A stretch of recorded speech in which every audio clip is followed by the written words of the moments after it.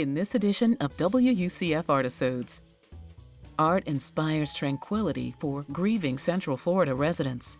It allows time for some reflection, gather yourself again, and make the face to come back. And creativity influences mental transformations. They will continue with their art. They'll discover that they truly are artists and that they're gifted. It's all coming up on WUCF Artisodes.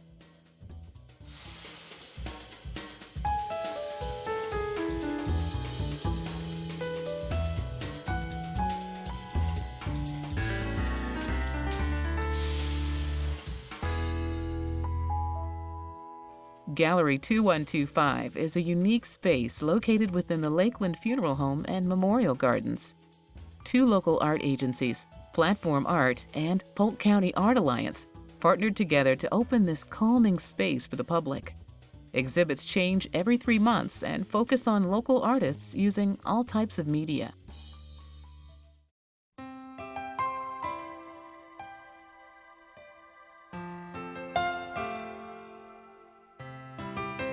I'm often asked, why would you put an art gallery in a funeral home? And the best answer I have ever come up with is because it's good for our families and it's good for the community.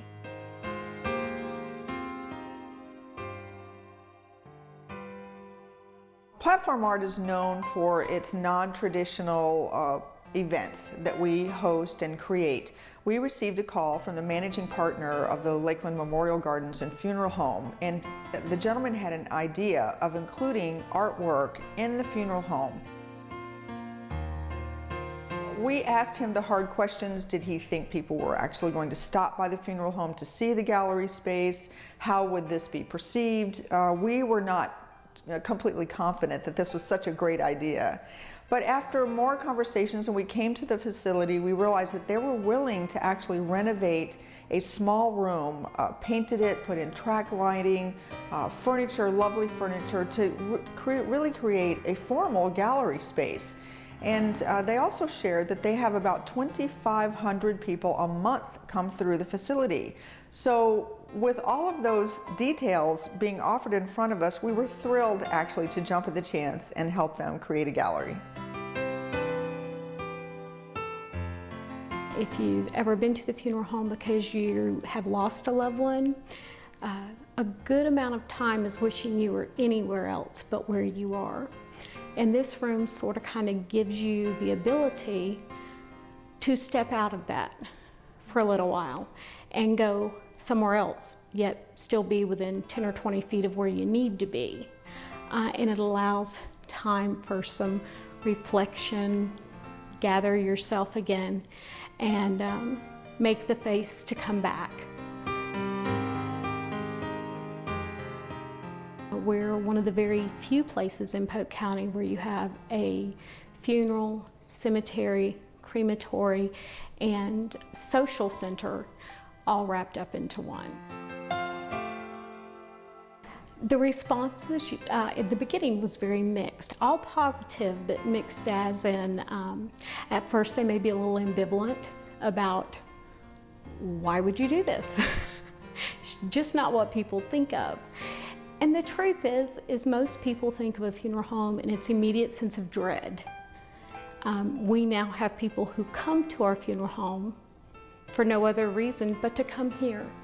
And it makes the time when you do have to come here a little less frightening and a little easier to be able to bear.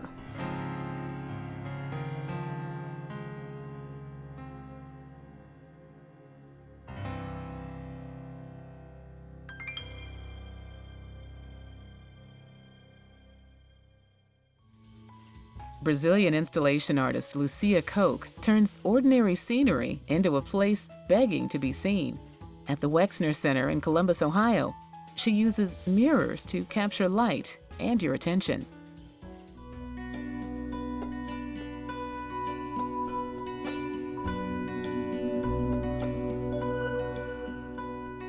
I usually create altered states of the place.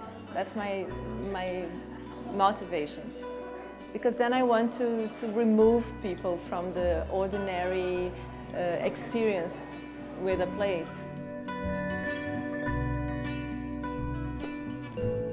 You can't ignore architecture here, and I'm sure nobody can. Coming here, at least for the first time, you are kind of dazzled by the building. And it's not an aesthetic issue or an optical or visual issue. It's more conceptual. It's more being aware of the building all the time.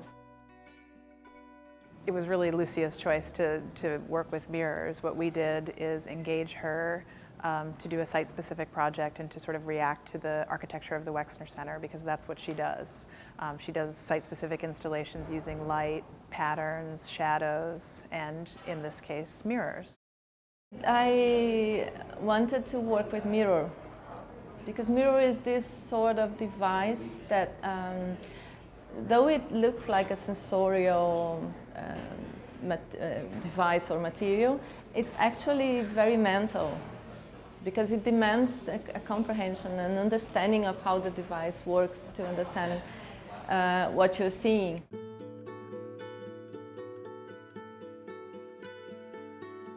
The effects are sort of unpredictable, because it is a multiplying device.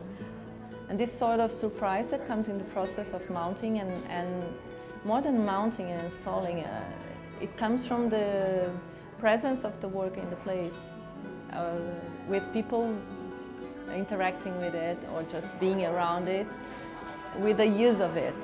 When it's done, it starts to exist in a way that you couldn't predict totally. When you add something that affects the presence of light, then it's less subliminal. Then you have to see it. You can't take it for granted. And then you start to speculate and to try to understand its presence. I'm not sure I'm giving something. I think I'm affecting a bit the building that is already full of these circumstances that are ambiguous or suspicious or non-precise. It was clear from the start that Lucia was the right person for this project and someone who would really seriously engage with the architecture in a meaningful way. As a result, in my opinion, this is the most thoughtful reaction to the space that we've ever experienced. If people that usually visit this place have already, if they are that used to visit this, that it became natural. So maybe my intervention can make it less natural again. New Mexico photographer Robert Christensen has spent 4 decades capturing the fading face of the Old West. Christensen's photographs are like miniature time capsules, waking nostalgia in even the most dispassionate viewer.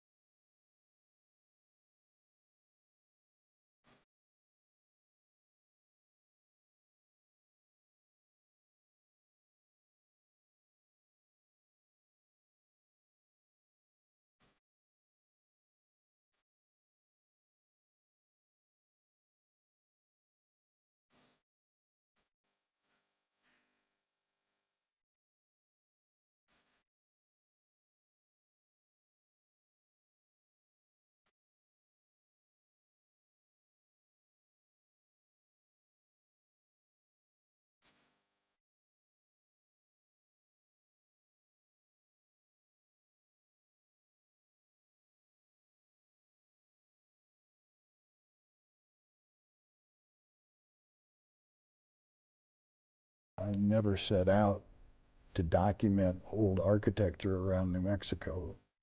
I stopped and photographed buildings that I reacted to or responded to internally. And if I could get a print that would bring that out, then it was a success. If I couldn't, then it was just another picture of another building. To me, these photographs are all individuals. I know if you look at them in a group, there's a consistency of perspective and tonality and all, but to me each building is an individual, and I can remember standing there taking the picture of every one of those.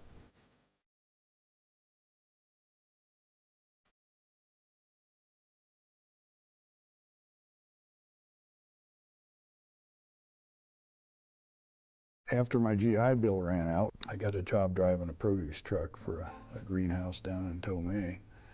And that took me all over the state. And I have to admit, at some point I started cheating on my routes a little bit and getting creative with getting from point A to point B just so I could go through different small towns and take different routes.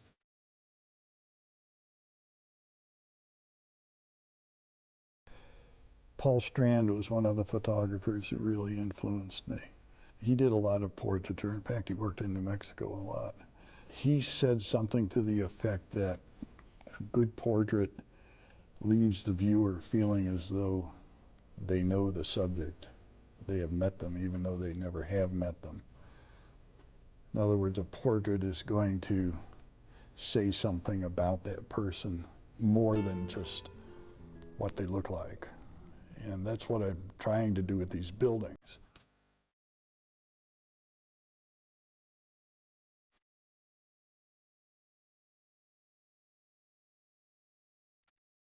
I've photographed an awful lot of buildings, and the ones that look back at me are the ones that are meaningful to me.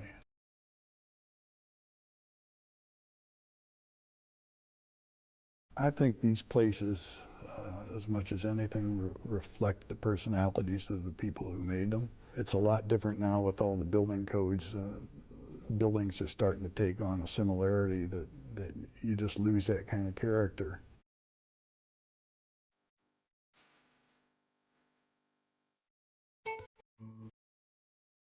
There's a gas station down in Dexter, a Wortman Super Service. And it was run by John Wortman for a lot of years. I took the photograph in 1977. From what his son says, one day he decided he was going to retire, so he closed up same as always and went home and never went back. Well, back in the mid to late 90s, Bud took me over to that gas station, and we walked around inside, and it was like stepping through a time portal, because nobody had touched anything in that gas station in 20 years.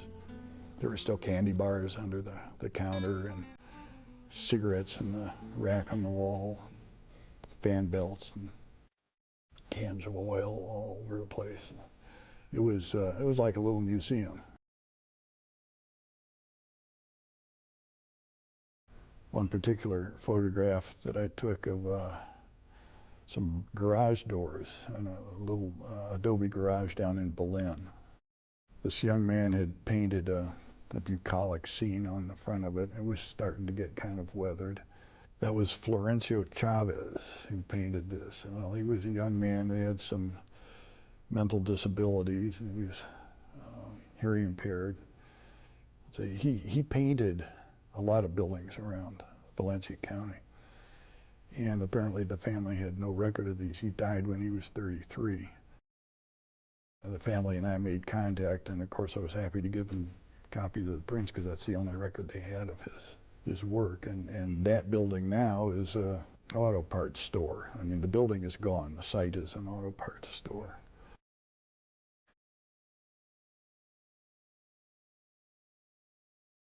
The Joy Drive-In marquee. I was just driving through Barino, one of my creative routes, in that produce truck, and I saw it, and it's one of those things I called a brake slammer. Just slammed on the brakes, whipped out the camera, grabbed one frame, and drove off. It says to me so much about New Mexico, with the Spanish language films, and just really, it draws me in whenever I look at it.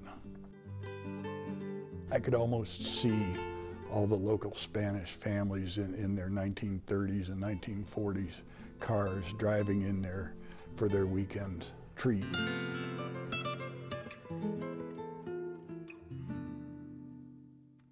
In the time when these buildings went up, I think that there was also almost a necessity for people to design their own ways of surviving. There weren't a lot of jobs, so well, let's go open a store and we'll sell some groceries, or we'll sell beer or whatever, and we'll make our money that way. So yeah, there was a definite sense of independence.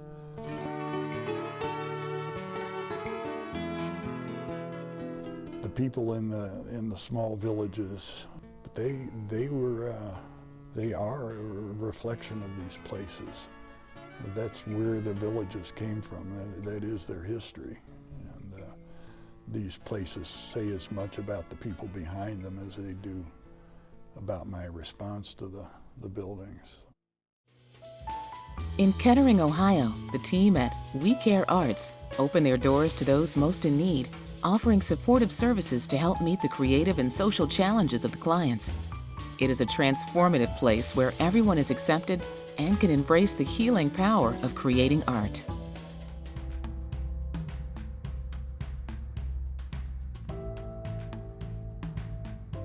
I don't always feel it immediately, but after I get a project done, there's a lot of self-satisfaction, and it gives me a feeling that I have some value, you know, that especially when something sells. I'm like, wow, that was great. We Care Arts believes in the healing power of creating and producing art that transforms people's suffering from physical, emotional, and developmental challenges to have lives that are rich with possibilities. When you purchase things that our clients have made, you are buying a piece of their success. Since 1983, We Care Arts has served over 8,000 individuals. The Berkeley Center on Wilmington Pike hosts the gift shop, where clients sell their handcrafted items, receiving a portion of the selling price to supplement their fixed incomes. In addition to teaching 75 artists monthly, We Care Arts teaches in 9 area high schools, numerous nursing home and rehab facilities, outpatient psychiatric programs, and adult day habilitation facilities. We have answered the community's call for need. We're about the only organization that provides the skill and the quality of art program for special needs individuals in the area. I'm a facilitator and a mentor, coach, instructor, confidant, friend, boss. All those things kind of wrap up. It's a pretty broken bunch, and we're all in there together. Just give it time. All of us are going to be disabled at some point in time if you stick around long enough. Bruce is a very nice guy. He teaches me how to give your mind, how you get your mind on your work, and he showed me how to draw. I have people tell me all the time that if they weren't coming here, they wouldn't go out of their apartments, that they had nothing, they didn't have any friends. We also have mental health patients tell us that after coming here, they weren't at the hospital so much for their mental illness and med changes and breakdowns. So it's a healthy environment, and it's a safe place where everybody's accepted, no matter what you got. Pictures are a reflection of what's in a person's soul. So when someone is challenged and been pretty much knocked down in life, and they're not successful in lots of stuff because of all those different challenges in their life, it's really hard to believe in yourself. It's really hard to think that what you have inside of yourself is really great. And here at We Care Arts, we believe that with everything in us, that every human being has something to offer, and they're beautiful, and what they can put down on a piece of paper, whatever it is a reflection of who they are, and they get so excited. The team provides artistic and supportive services to meet the creative and social needs of the clients. This caring and safe environment frees people to engage in creative expression. Feelings of isolation and depression dissipate, and meaningful life returns. What does this person need? Sometimes it's social skills, sometimes it's art skills. What we're trying to do is give them both art skills and life skills so that they can take these life skills and they can apply them. They can go out and get work, they can go back to school, they can enter back into relationships, which happens. They will enter back into relationships after they've been broken. They will enter back into work after they've been crushed. They will continue with their art. They'll discover that they truly are artists and that they're gifted.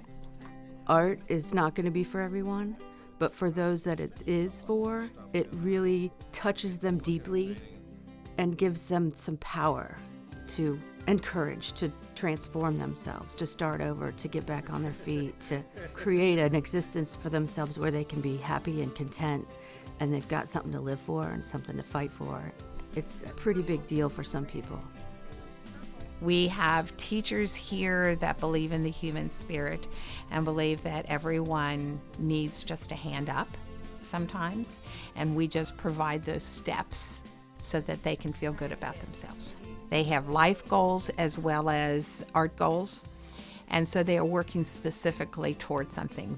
I always listen to music because it helps me focus. So I use that to keep my body calm and trying to get I have a problem with talking too much, so I had to listen to music. I have folks who come in and they might have been draped in that victimhood, and they've been schooled, they've been programmed, they believe that they're broken, they can't do it. And my goal is, if you can get up and you can go get your water, go get your water. If you know where the paintbrushes are, go get the paintbrushes. If you don't know where they are, I'll walk you through, I'll show you. You know, it's that kind of that story where if you teach a man to fish, they can feed themselves forever. I love how art makes me feel when I finish something, even if it's not all that great. I still have it down on paper. It makes me feel good. And so I like to share that feeling with students. That's why We Care Arts got started, not so I could raise money, believe me. It was because I loved art and I love making people feel good about themselves. I like to see people succeed. Art has that ability to connect. It fuels something deep inside somebody. When they create something, nobody can beat it out of them, nobody can, steal it from them. And that can be grown and that can be, encouraged. You see people change. That's the cool part about doing this stuff. And the blessing, of which I am greatly appreciative. That's all for this week on WUCF Artisodes. Thanks for watching.